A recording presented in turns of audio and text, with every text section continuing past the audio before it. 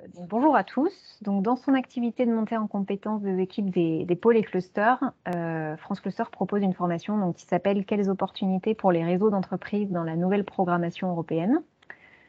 Marc, tu vas animer cette formation et on sait qu'on a un contexte de concurrence accrue pour les financements européens et qu'il y a également une nouvelle programmation. Qu'est-ce qui caractérise justement cette nouvelle programmation que tu présenteras pendant la formation? Déjà, bonjour Élise, et puis bonjour à tous. L'enjeu aujourd'hui pour les pôles et clusters, c'est de savoir se positionner en tant que cluster ou pour vos adhérents. Mais le mot-clé que je pense est adapté à cette réponse vers les financements européens, c'est la diversité.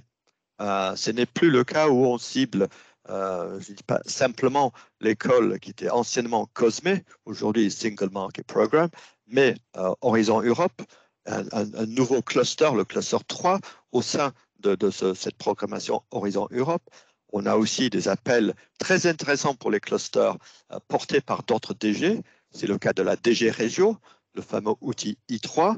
On a aussi des opportunités dans les programmes Interreg Europe, mais aussi tous les Interreg transfrontaliers. Donc, le premier exercice aujourd'hui, c'est de comprendre cette diversité et bien positionner votre cluster, votre pôle au sein de cette nouvelle programmation. Concrètement, en fait, comment est-ce que, en termes de contenu, enfin, quels sont les principaux objectifs de cette formation? Comment est-ce que ça peut aider les pôles et clusters à y voir plus clair justement dans ce Ouais, positionnement dont tu parles? ouais. Je pense que le premier sujet, c'est de bien comprendre les objectifs des différents outils de financement et des programmes. C'est le cœur de la guerre, de gagner ces opportunités, c'est de bien comprendre qu'est-ce qui est derrière la programmation, qu'est-ce qui est derrière celui qui veut financer ces projets. Donc, quand on regarde, par exemple, dans le cadre des fameux Euroclusters, certains d'entre vous ont gagné ces projets, on a une liste assez longue des objectifs. Quand on regarde dans le domaine de Horizon Europe, les objectifs ne sont pas toujours faciles à comprendre. Donc ça, c'est le premier travail pour préparer une bonne réponse, c'est de comprendre quels sont les objectifs du financeur. Deuxième point, c'est d'orienter et aider les participants à avoir accès à des bonnes pratiques, des astuces qui ont déjà réussi d'autres acteurs, les aider à gagner ces financements. Ok, est-ce qu'il y a quelque chose aussi sur les réseaux, l'importance des réseaux à l'Europe? Tout à fait. Un troisième point qui est intéressant pour les clusters, c'est de les permettre de se connecter, pas simplement à travers les infodays, mais à travers des réseaux d'influence, des réseaux de lobby qui sont bien positionnés et qui peuvent devenir des partenaires intéressants pour vous quand vous répondez à ces appels d'offres européens. Mhm. Ok, merci. Et puis, dernière question très logistique. Comment,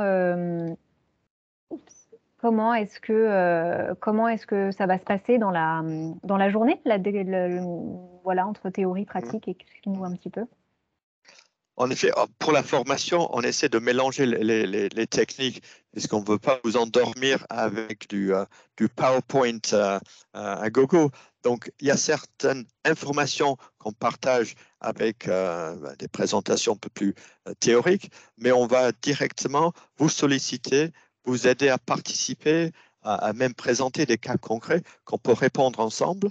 On va aussi vous présenter des cas sur lesquels on peut répondre ensemble, en groupe de travail, qui permet de construire ses propres compétences pour analyser, mais surtout pour répondre avec une qualité et une approche, j'espère, gagnante. Ok, bon, merci en tout cas pour ces infos. Et puis, si vous avez des questions, n'hésitez pas à nous contacter. Je suis disponible, Élise Duret, pour répondre à vos éventuelles questions. Merci Marc, à bientôt.